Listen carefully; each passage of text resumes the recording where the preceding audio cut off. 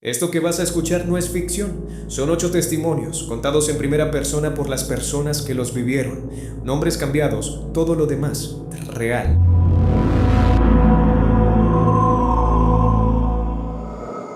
Me llamo Rosalía y esto pasó en 2003, cuando yo tenía 19 años y vivía con mi abuela en un pueblo cerca de Pátzcuaro, Michoacán. Mi abuela tenía una vecina, la señora Erlinda.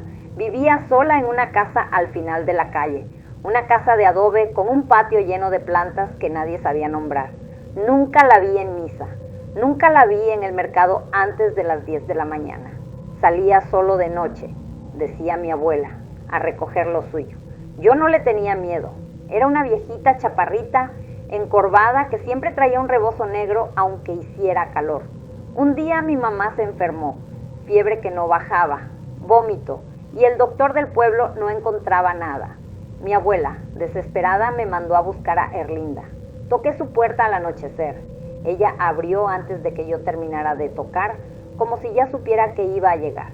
Me hizo pasar a un cuarto que olía a copal y a algo más, algo dulzón que no supe identificar hasta después. Sangre seca de animal.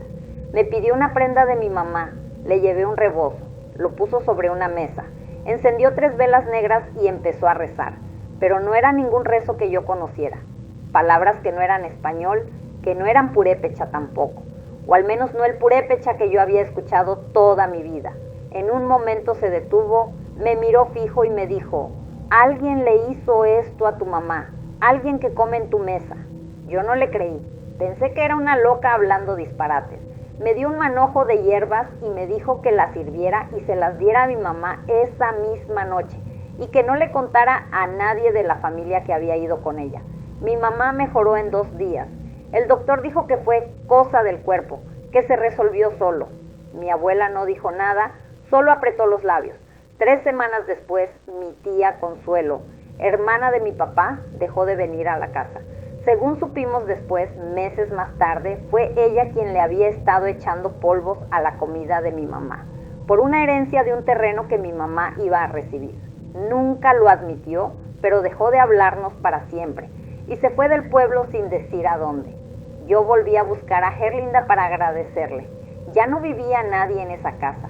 Los vecinos me dijeron que se había mudado hacía años, que la casa llevaba tiempo abandonada, pero yo había estado ahí, había tocado esa puerta, había visto esas velas negras derretirse sobre esa mesa. Hasta la fecha no sé quién abrió esa puerta esa noche. Me llamo Javier y trabajo como chofer de camión de carga. Esto pasó hace 6 años, cuando mi ruta me hizo parar en Catemaco, Veracruz, el pueblo que todo mundo conoce como la capital de la brujería, en México. Yo no creía en nada de eso. Para mí era folclore, algo para turistas. Pero llevaba meses con una racha de mala suerte que no tenía explicación. Perdí mi otro camión en un incendio que nunca se aclaró. Mi esposa me pidió el divorcio de la nada después de 15 años. Y en el trabajo me estaban por correr por unos faltantes de mercancía que yo nunca toqué. Un compañero de trabajo, que es de por ahí, me dijo: a ti te hicieron un trabajo, tienes que ir a que te limpien. Yo me reí, pero esa noche, no sé por qué, en lugar de seguir mi ruta, me quedé en Catemaco. Pregunté en una tienda por alguien que supiera de estas cosas y una señora, sin dudarlo, me dio una dirección a las afueras del pueblo, cerca del lago. Una casa de madera con un montón de fotografías clavadas en las paredes exteriores, fotos viejas, en blanco y negro, de gente que yo no conocía. Me atendió un hombre, no una mujer, cosa que no esperaba. Se llamaba, o decía llamarse, Don Melquíades. Me hizo pasar a un cuarto trasero con un altar enorme, lleno de imágenes de santos, mezcladas con cosas que yo no supe reconocer: cráneos de animales, botellas con líquidos de colores, un espejo cubierto con una tela roja. Me hizo sentarme, encendió un cigarro de los grandes, de esos envueltos en hoja de maíz, y empezó a soplarme humo en la cara y en la espalda, mientras decía cosas en voz baja que yo no entendía. En un momento se detuvo en seco, se paró y me dijo: alguien de tu propia familia te tiene envidia. es mujer, está cerca de ti todos los días. Sentí un frío que me subió por la espalda, porque mi cuñada, la hermana de mi esposa, nunca me quiso desde el principio. Don Melquiades tomó el espejo cubierto, lo destapó y me dijo que me viera en él sin parpadear. Yo obedecí.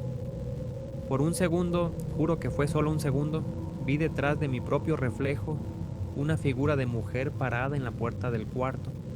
Volteé de inmediato. No había nadie. Me hizo una limpia con un huevo. Rezó sobre mí como 40 minutos y al final me dijo que quemara mi ropa esa misma noche y que no volviera a hablar con quien me había hecho el mal, aunque supiera quién era. Le pagué lo que me pidió, que no fue mucho, la verdad. Volví a mi camión, quemé la ropa en un terreno baldío como me dijo y seguí mi ruta. A partir de esa semana todo cambió. Me limpiaron el nombre en el trabajo porque encontraron al verdadero responsable de los faltantes, un empleado de la bodega, no yo. Mi ex esposa me volvió a hablar, aunque nunca nos reconciliamos. Y mi cuñada, meses después, tuvo un accidente extraño en su propia casa. Se resbaló en la regadera y estuvo hospitalizada 3 meses. No digo que yo tuve algo que ver, solo digo lo que pasó. Volví a buscar a don Melquiades un año después para agradecerle.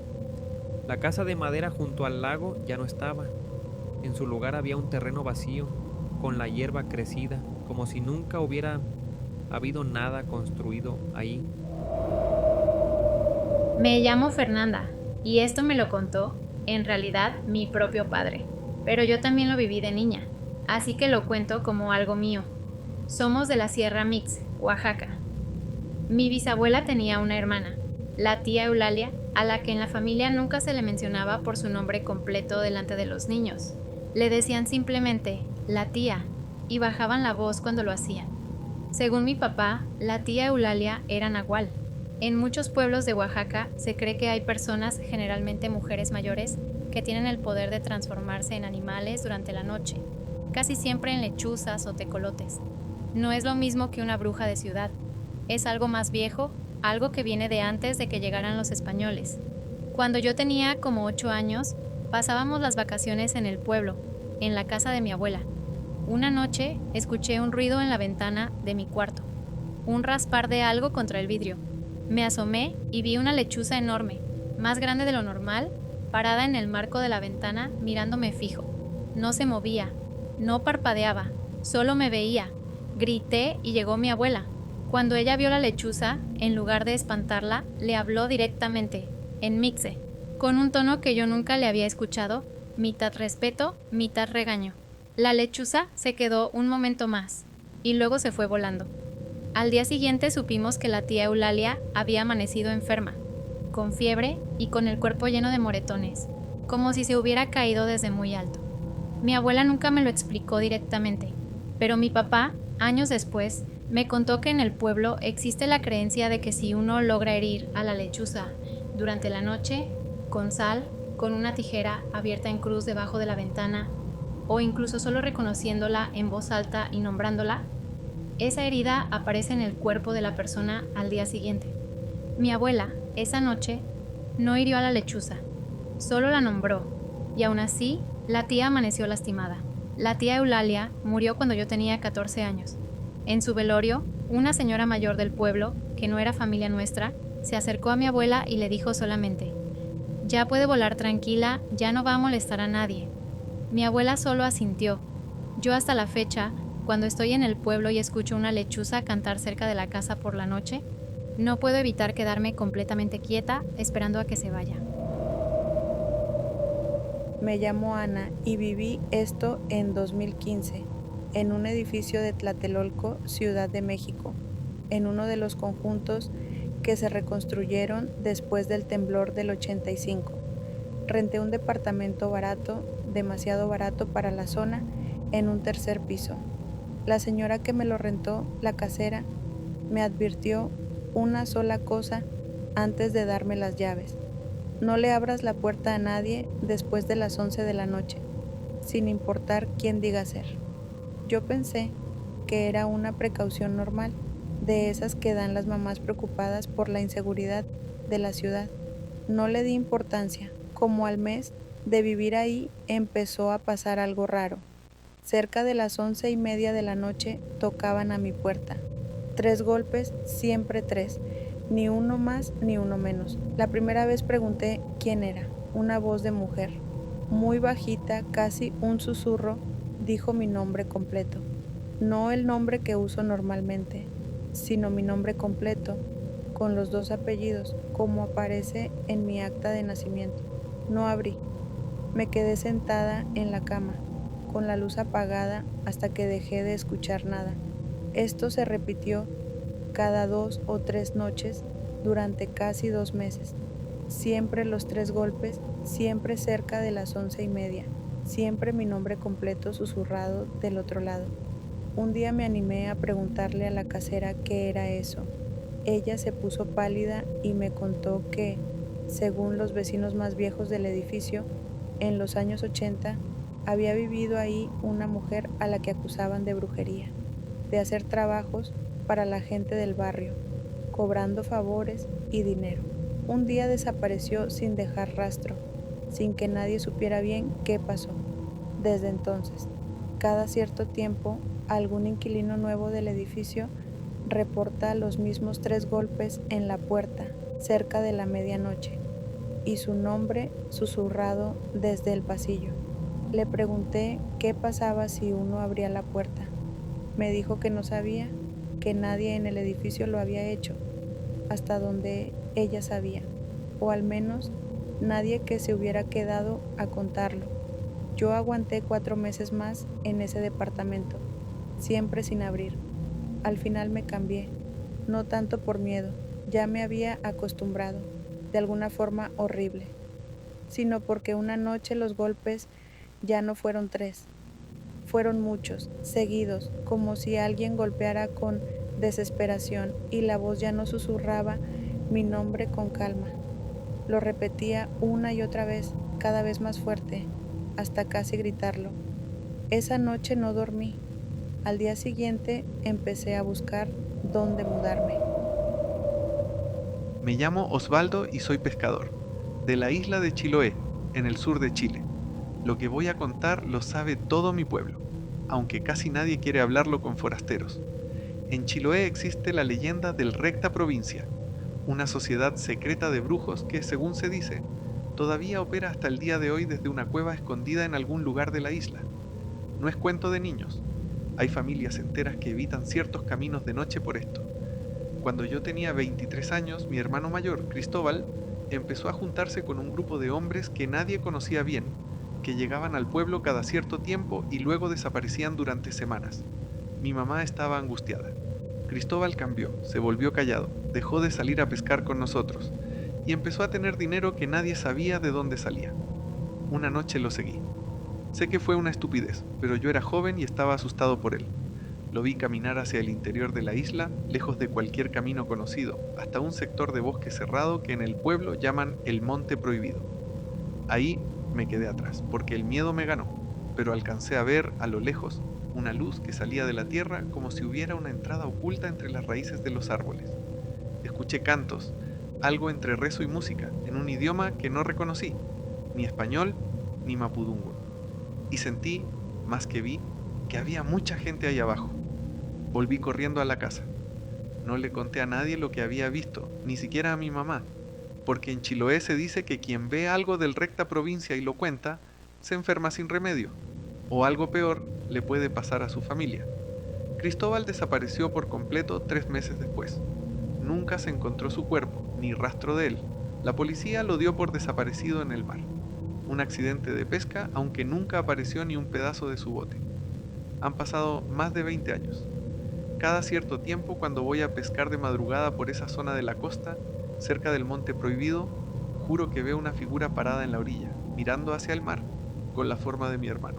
Nunca me acerco, nunca voy a acercarme. Me llamo Patricia y vivo en Bucaramanga, Colombia, pero esto pasó en Guani, un pueblito muy antiguo cerca de Barichara, en Santander.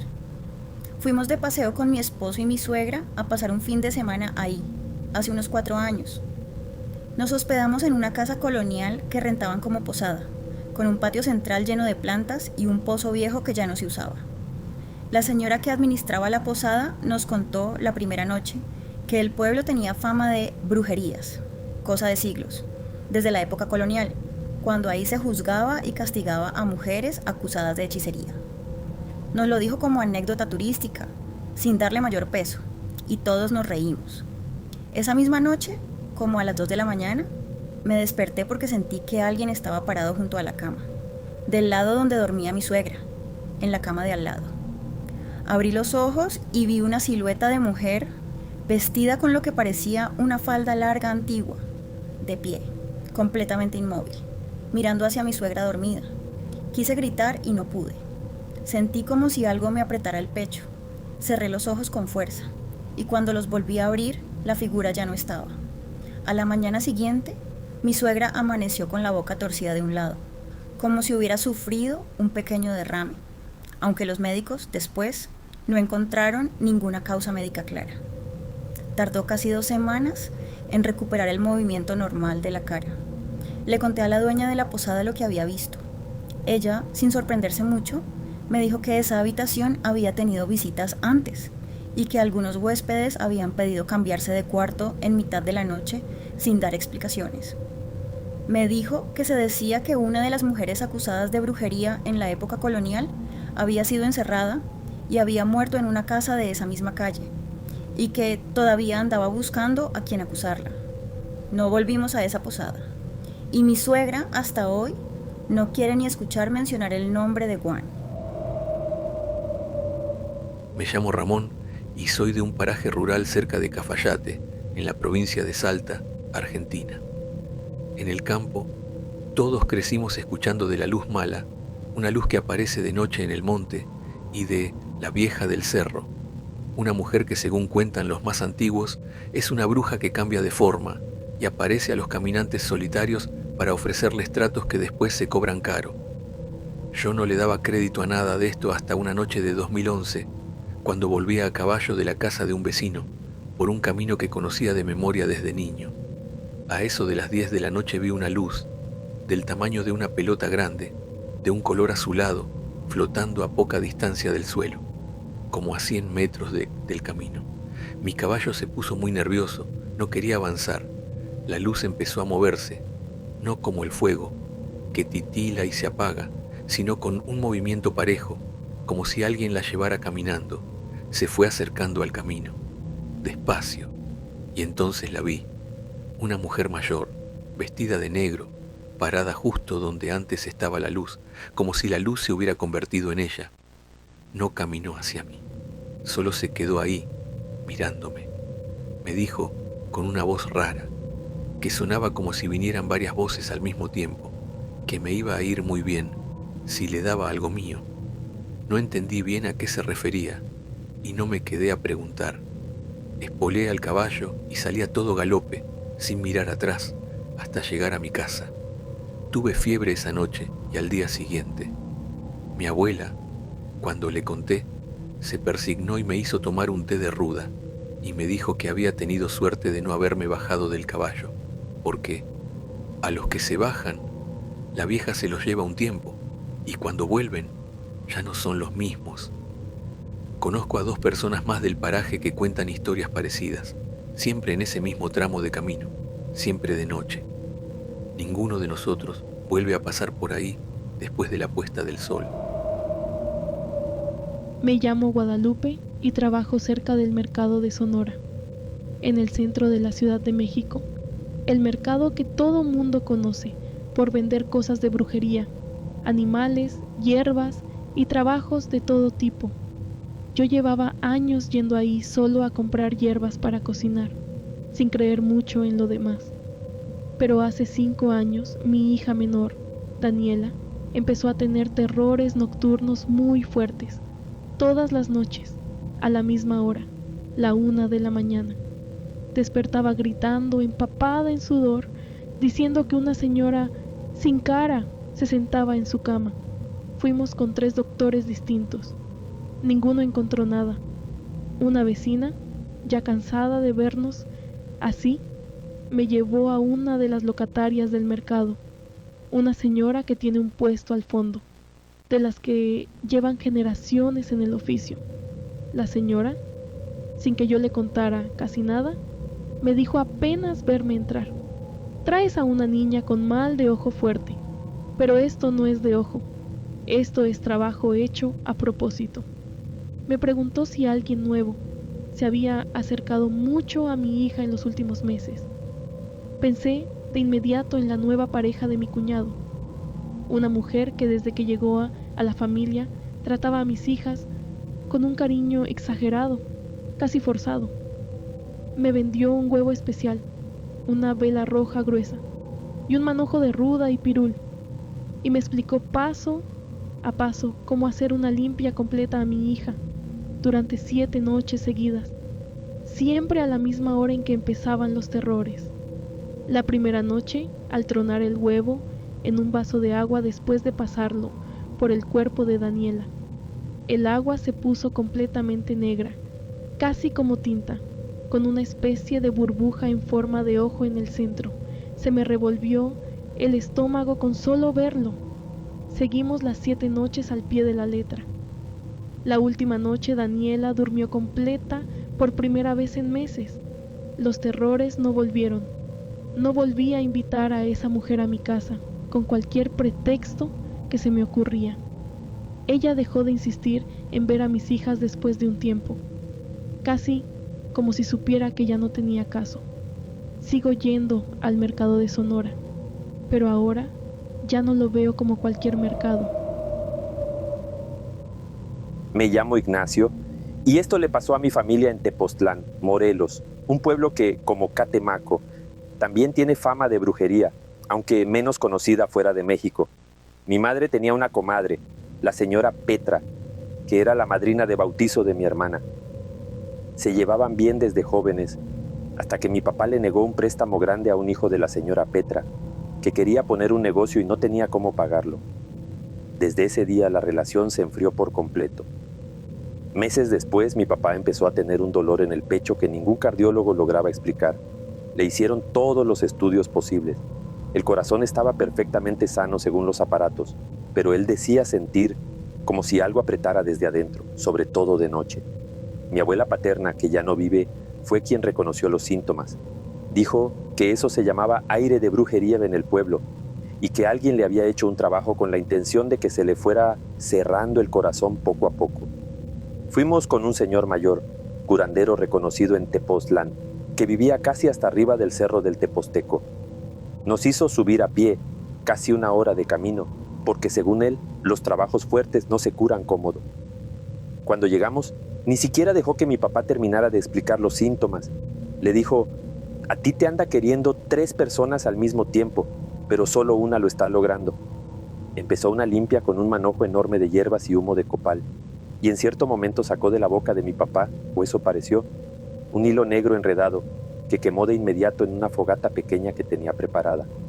Mi papá sintió alivio esa misma noche. Dijo que por primera vez en meses pudo dormir boca arriba sin sentir el peso en el pecho. No volvimos a saber directamente de la señora Petra después de eso. Supimos por otros familiares que su hijo, el del préstamo negado, tuvo que cerrar el negocio de todas formas al año siguiente y que ella se enfermó de los nervios y ya casi no sale de su casa. Mi papá vivió 15 años más después de eso y murió ya grande, de causas naturales. Pero cada vez que alguien en la familia menciona a la señora Petra, él bajaba la voz, aunque estuviera hablando de otra cosa completamente distinta. Me llamo Yolanda, soy de Colombia, del departamento del Tolima, cerca del municipio de Falán, en una zona de montaña conocida por sus historias de brujería desde hace generaciones. Cuando yo tenía 14 años, mi abuela me llevó, junto a mi prima, a una cueva que quedaba a un par de horas caminando desde la finca familiar, un lugar que en la vereda llamaban simplemente la Cueva de la Candelaria, en honor a una mujer que, según se contaba, había vivido ahí sola durante décadas, practicando brujería hasta que murió o desapareció, nadie sabe bien. Fuimos por curiosidad en contra de lo que nos habían advertido varias veces los adultos de no acercarnos. La entrada de la cueva estaba medio tapada con maleza, pero se veía que alguien, con cierta regularidad, la mantenía despejada. Adentro, en las paredes, había marcas hechas con lo que parecía carbón, símbolos que ninguna de las dos reconocimos, y en el suelo, restos de velas derretidas, plumas y huesos pequeños de animales. Mi prima, más valiente que yo, quiso adentrarse más. La seguí, aunque con el estómago hecho un nudo. En el fondo de la cueva, que no era muy profunda, encontramos una especie de altar improvisado con piedras apiladas, y sobre él una muñeca vieja de trapo, con la cara completamente cosida, sin ojos ni boca bordados, solo tela lisa. En ese momento escuchamos un ruido fuerte afuera, como de piedras cayendo, y las dos salimos corriendo sin voltear a ver nada más. Esa noche mi prima tuvo una fiebre muy alta que no le bajó con nada durante 3 días. Hablaba dormida, cosas sin sentido, y en un momento, según mi tía que la cuidó esa noche, dijo con una voz que no era la suya: «Devuélvame lo que se llevaron». Ninguna de las dos habíamos tocado nada dentro de la cueva, eso lo puedo jurar, pero mi abuela, cuando se enteró de todo, nos hizo hacer un baño de plantas a las dos, y fue personalmente a dejar una ofrenda de comida y velas en la entrada de la cueva, pidiendo perdón en voz alta por haber entrado sin permiso. Mi prima mejoró al día siguiente de esa ofrenda. Ninguna de las dos volvimos jamás cerca de esa cueva, ni siquiera de adultas, aunque la finca sigue siendo de la familia hasta hoy.